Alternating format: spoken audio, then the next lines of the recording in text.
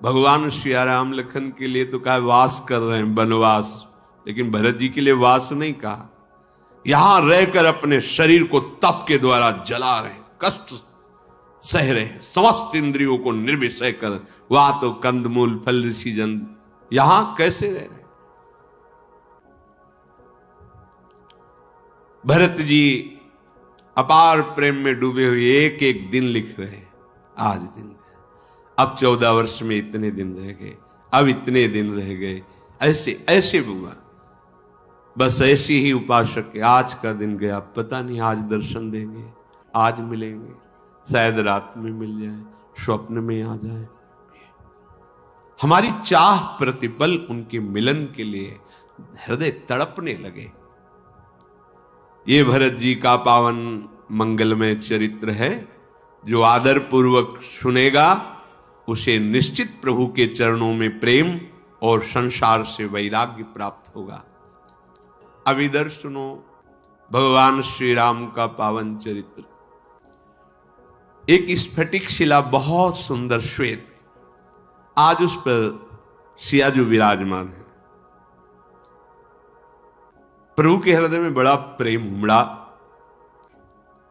चित्रकूट के सुंदर सुंदर पुष्प और कलियां स्वयं प्रभु श्री राम चयन किए और अपने हाथ से माला गुथी, बाजूबंद बनाए। प्रभु श्री राम ने सिया जी के केस पास को संभाल करके बेणी, जगह जगह सुंदर फूलों की कलियों के आभूषण। प्रभु श्री राम गंभीरता की मूर्ति, ये तो बड़ी कृपा की कि प्रकाशित कर दिया। हमारे स्वामी तो प्रेम समुद्र हैं इनकी तो, पर हमारे स्वामी जब राम रूप में बहुत गंभीर, बहुत गंभीर, ये तो स्वयं सियाजू का श्रृंगार कर रहे राम जी, पुलकित हो रहे, श्रृंगार कर रहे सियाजू का। स्फटिक शिला है इसलिए दर्पण की जरूरत नहीं है, क्योंकि सियाजू का प्रतिबिंब दिखाई दे रहा है। वैसे श्रृंगार कर एक सियाजू का प्रतिबिंब देख देख के प्रभु बहुत इस आनंद में तो प्रभु मगन हो रहे हैं। इधर देवराज इंद्र का पुत्र जयंत, उसको कि कितना बल है रघुनाथ जी में, ऐसा वो कौवे का रूप रखा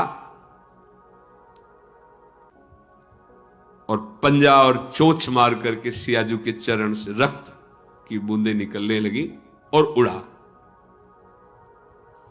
अचानक वो आया और सीता जी के श्री चरणों में ऐसे अत्यंत सुकुमारी सियाजू, वो रक्त की बूंदें उसकी चोंच और पंजे के प्राण। प्रभु ये इतना धूर्त कौन हो सकता है? देखा कि ये तो देवराजेंद्र का पुत्र जयंत है। तत्काल एक सीख ली और संधान किया इसे। वो भागा, उसने जानना चाहता कि भगवान का बल कितना है। इसमें खास बात है, जब प्रभुता होती तो अहंकार आ ही जाता है। देवराजेंद्र का पुत्र है, राजकुमार है, त्रिभुवनपति का, तो उसको समझ में नहीं आ रहा है वनवासी प्रभु के रूप को देखकर ऐसा अपराध कैसे कोई कर सकता है।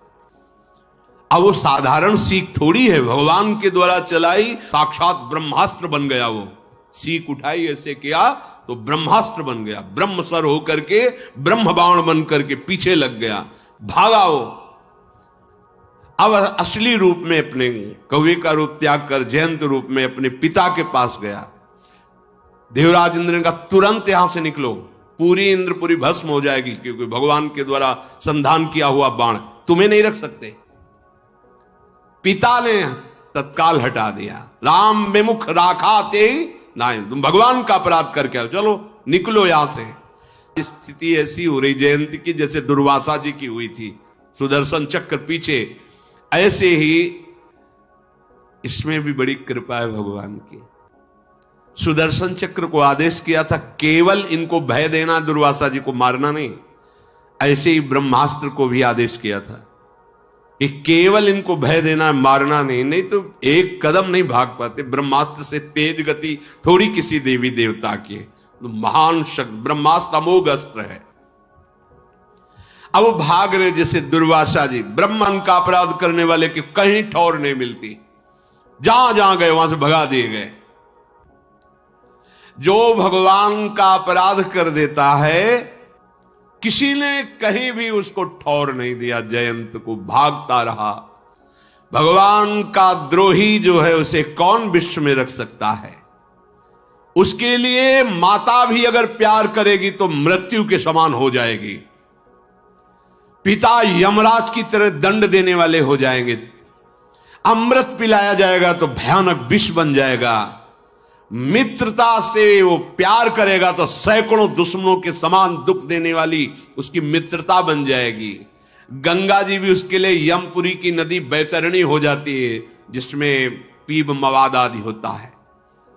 रघुनाथ जी से, भगवान से विमुख होकर कोई भी उपाय कर लो, सुखी नहीं हो सकते।